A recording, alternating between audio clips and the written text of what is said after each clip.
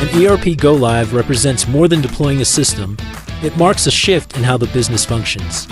Prior to implementation, this manufacturing company operated with disconnected systems. Production, inventory, and finance lacked full integration. Data lagged, processes were manual, and decision-making was slower than necessary. As the company expanded, these gaps began to affect efficiency, visibility, and control. Through SAP Business One, we integrated their operations end-to-end, from procurement to production to financial reporting.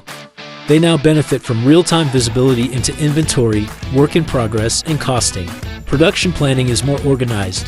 Decisions are executed faster, supported by reliable data. However, success is not defined solely by the system going live. It lies with the people behind it. Today, their team confidently operates the system, works in alignment across departments, and maintains full control over daily operations. A successful ERP project is not measured by go-live, but by how effectively the business performs afterward.